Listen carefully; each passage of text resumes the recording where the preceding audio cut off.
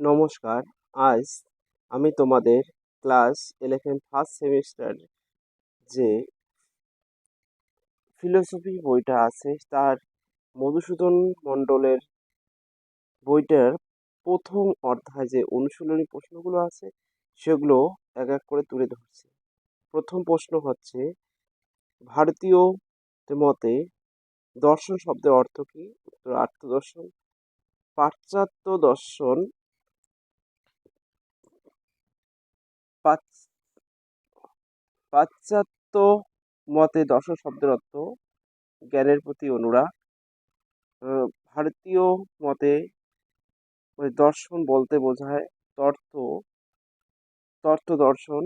সংকীর্ণ অর্থে দর্শন বলতে চাক্ষুষ প্রত্যক্ষ বোঝায়। পারিভাষিক অর্থে দর্শন বলতে জ্ঞান অন্বেষণকে বোঝায়।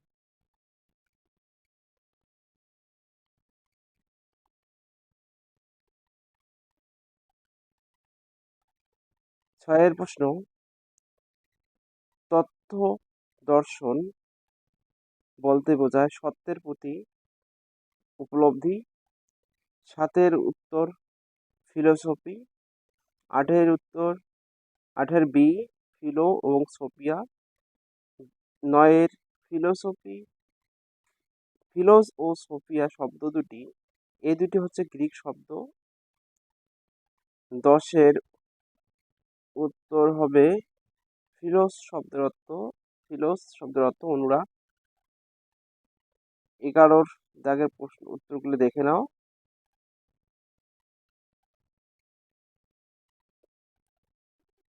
প্রথম 11-র প্রশ্ন, সোফিয়া শব্দের অর্থ অনুরাগ। ফিলোসফি শব্দের আক্ষরিক অর্থ হলো জ্ঞানের প্রতি অনুরাগ। সর্বপ্রথম ফিলোসোফার আখ্যা দেওয়া হয়েছিল কোন ব্যক্তিকে? পিথাগোরাস। পাশ্চাত্য দর্শনের আদি জননী বলা হয় কোন দেশকে? উত্তর গ্রিসকে। দর্শন শাস্ত্রের আদি জনক বলা হয় কোন ব্যক্তিকে? উত্তর থেলিস। জল হলো বিশ্বের আদি উপাদান, এটা থেলিস। অগ্নিকে জগতের বিভিন্ন উপাদান বলেছেন কোন দার্শনিক? হিরাক্লিটাস। বায়ু, বায়ুর থেকে জগতের সৃষ্টি হয়েছে অ্যানাকাইসিমাইনস। 19-এর বি, 20-র বি বেদ। বেদ শব্দটির অর্থ হলো এখানে পরম জ্ঞান ও দেশ কালোত্থিত জ্ঞান, অর্থাৎ এখানে উত্তরটা হচ্ছে তোমার ডি নম্বর।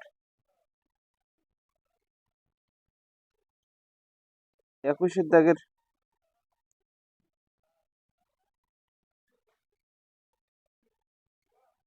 21-এর উত্তর হচ্ছে তোমার ডি। 22-এর উত্তর তোমরা দেখে নাও। 22-এর এ, 23-এর বি, 24-এর এ,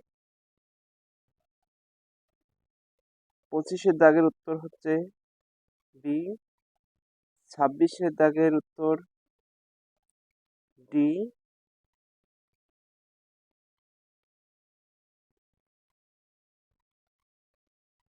27-এর দাগের উত্তর হচ্ছে সি। এখানে 26 যেটা আছে সেটাই হবে 27। 28-এর উত্তর হচ্ছে এ, 29-এর উত্তর সি, 30-এর উত্তর সি, 31।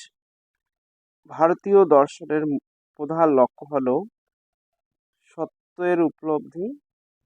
সর্বদর্শন সংগ্রহ গ্রন্থটি মাধবাচার্য। ভারতীয় ভারতীয় দর্শন চিন্তার ক্রমবিকাশের দ্বিতীয় স্তর হলো মহাকাব্যের যুগ। আর ক্রমবিকাশের টোটাল 4টি স্তর আছে, একটু মনে রাখবে। ভারতীয় দর্শন সমর্থক হলো হিন্দু দর্শন, এটা মিল।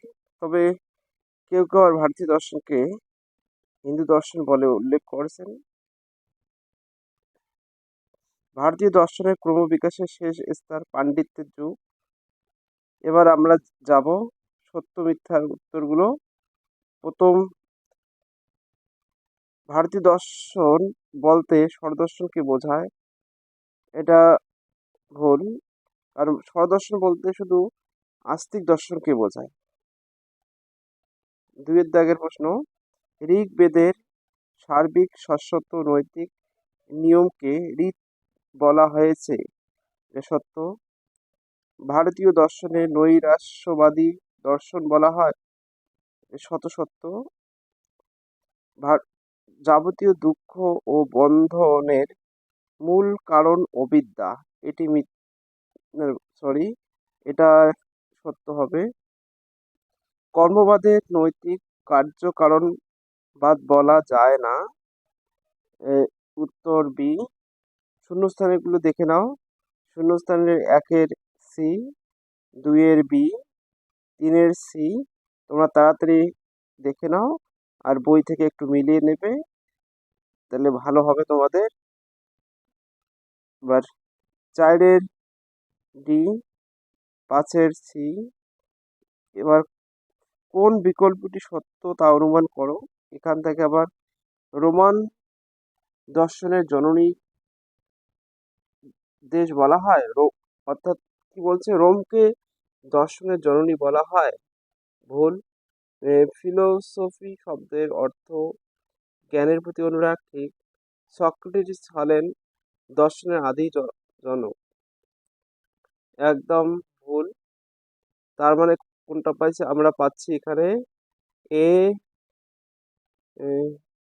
বি, বি পাচ্ছি, বি। মানে 2 এবং 4 এই দুটো সঠিক, বাকিগুলো ভুল। তার ডান দিক বাম দিক, ক স্তম্ভ খ স্তম্ভ। মহাকাব্যের যুগ হবে,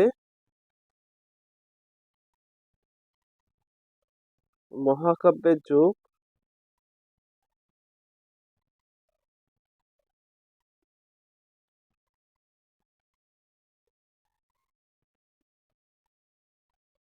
এ নাম্বারটা হবে আই। আর বৈদিক যুগ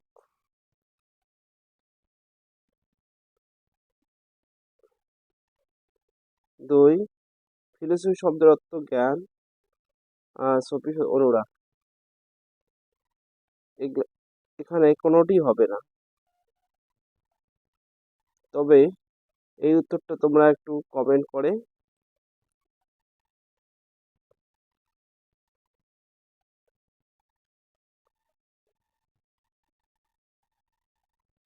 কমেন্ট করো।